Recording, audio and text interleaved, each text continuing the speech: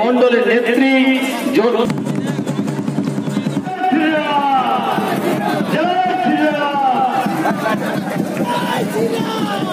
এরপরে ভারত মাতা কি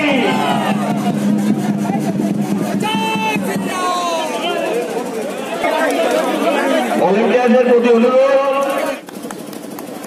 নেমেছিল কালকে আমরাও দেখছি কতটা ভারী রাস্তাঘাটে এখন বিজেপির পতাকা যে পাচ্ছে দু একটা নিয়ে জিন্দাবাদ করে রাস্তায় নেমে পড়ছে বিজেপি ঠান্ডাই ধরতে হবে মুক্তি পেতে হলে আর যারা টিএমসির দু চারের আশা আছে লোকসভার আগে সব কটাকে বিজেপিতে জয়েন করা সেই বিজেপি ঠান্ডা তো আসতে হবে নাহলে বাঁচার কোনো রাস্তা নেই তাদের জেলা নেতা দিদিমণির সভাতে ভয়ে যাচ্ছে না কিসের কষ্ট কেন সবার সামনে দাঁড়িয়ে গালাগালি দেবো বার করে দেবে তো কেন মেশিন লাগিয়েছেন সুন্দর গাড়ি কিনেছেন বাড়িতে বউকে গয়না দিয়ে সাজিয়েছেন সকাল বিকাল মুখ দেখছেন যখন বাড়ির বাইরে ধান খেতে শুতে হবে তখন এই বাড়ির সুখ ভুলে যাবেন ফুলকো ফুলকো লুচি খাচ্ছেন আমরা শুকনো মুড়ি চেয়ে এটা ভুলে যাবেন রাত্রেবেলা মাঠে শুতে হবে দিনের বেলাও মাঠে শুতে হবে গাছের তলায় শুতে হবে ওই তিনতলা বাড়িতে থাকতে পারবেন না ওই সুন্দর এসি লাগানো বাড়িতে ঘুমতে পারবেন না ওই দামি গাড়িতে ঘুরতে পারবেন না খুব বেশি দিন না 2 বছরের মধ্যে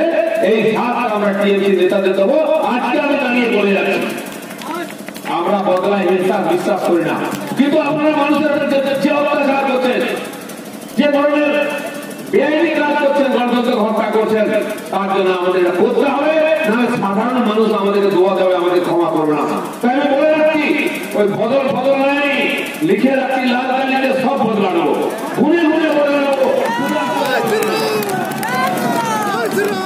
দিদিও বাঁচবে না ভাইকেও বাঁচবে না কেউ না লালু প্রসাদ কোথায় लालू प्रसाद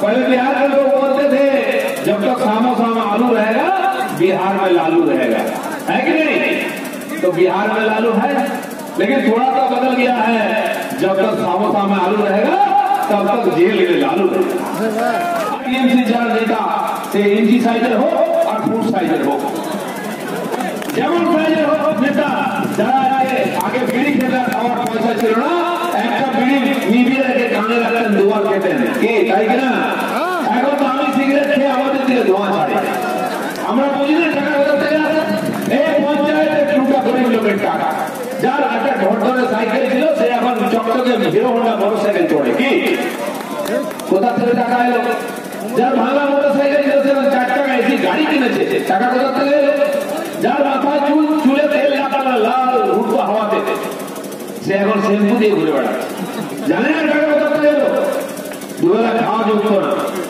গাল ভিতরে ঢুকে গেছিল হাড় বেরিয়ে থাকতো এখন গালে মাংস হয়েছে থলথলে চকচকে ক্রিম লাগানো জানেন না টাকা কোথা থেকে এলো এরকম টিনের বাড়ি খড়ের বাড়ি টালির বাড়িতে থাকতো এমন ফুটো ছিল বৃষ্টি হলে বাইরে ভেতরে বেশি জল পড়তো এখন 3 তলা রং চলে বাড়ি দিদি শাড়ির মতো নীল সাদা রং হয়েছে এসি মেশিন লেগেছে কোথা থেকে টাকা এলো এই গরিব লোক শিল্প পশ্চিম বাংলায়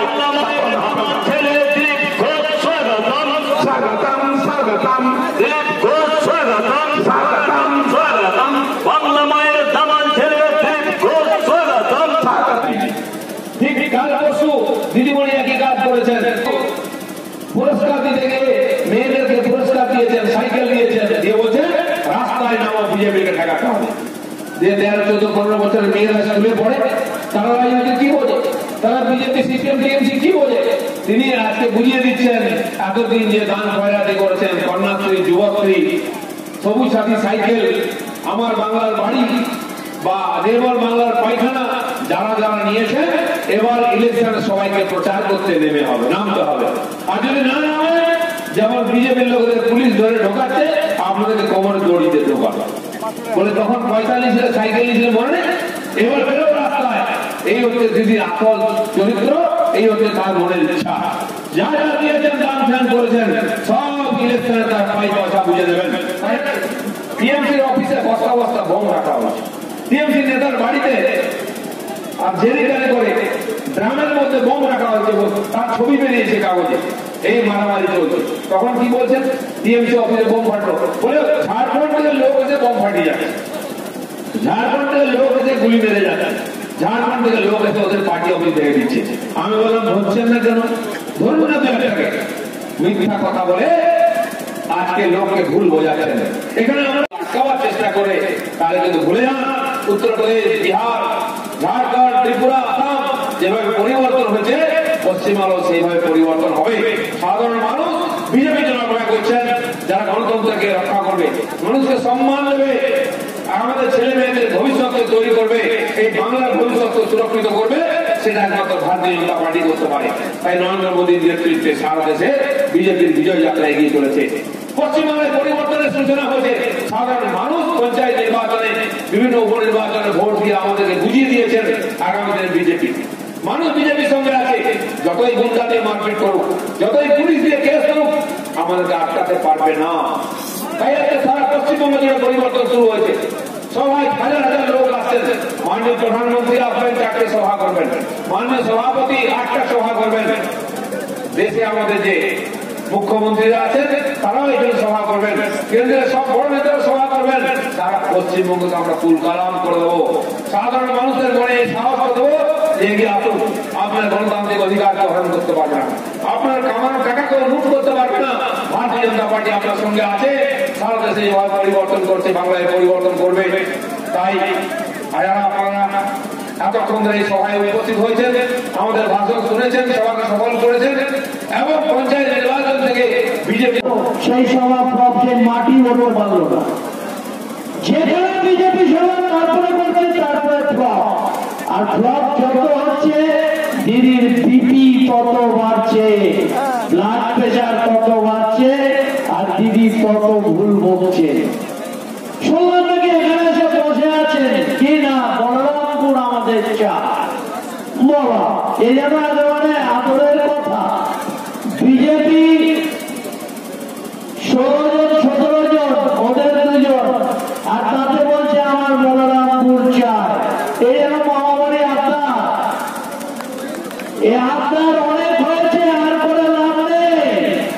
বলরামপুরের দিকে যদি দৃষ্টি দাও তাহলে জেনে রাখো তোমার সারা পশ্চিমবঙ্গ থেকে তোমাদের দৃষ্টি আমরা বন্ধ করে দেবো। তোমরা আর কিছু বাংলায় দেখতে পাবে না। বাংলা শুধু ভেড়োয়া দেখবে, বিজেপি দেখবো, অন্য কিছু দেখতে পাবে। কি ব্যবস্থা নেবেন? আমাদের মনে হয় রথ কেউ আটকাবার সাহস করবে না। আর না হলে যেমন দুর্গাপুরে সভা আটকাতে গেছিলেন, কি হয়েছে আপনার ভিডিও দেখেছেন, আর সে তারই পুনরাবৃত্তি সব জায়গায় হচ্ছে।